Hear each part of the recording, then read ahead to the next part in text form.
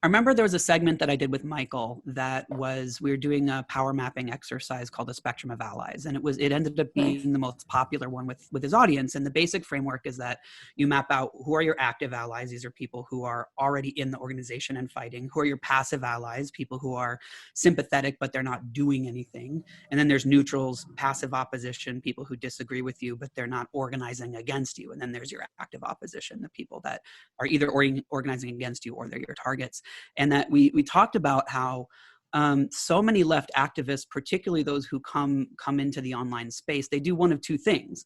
They either focus just on the active allies wedge and build these like little insular self-referential, subcultures, which if you're not actually contesting for power, if you're not leveraging a real threat, then why wouldn't you just look at internally in the left, right? And so all the division comes just within the left because you're not even seeing beyond it.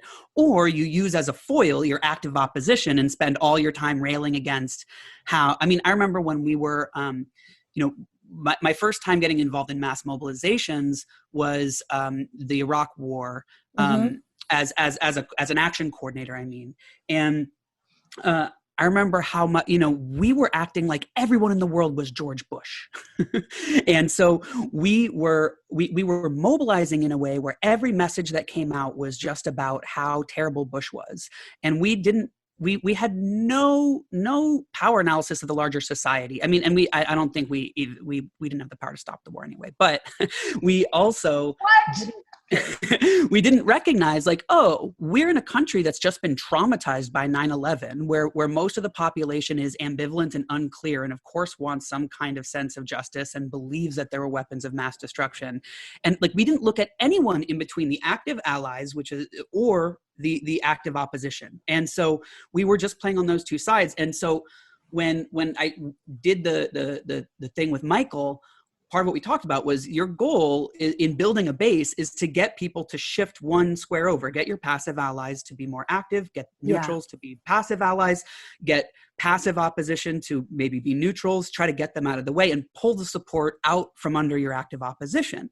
And part of what that means is the acknowledgement, you don't need everyone to be exactly in your same position. You can be in a broader coalition. And the question is, are you pulling them in the right direction in a way that's of course led by the needs of real people on the ground?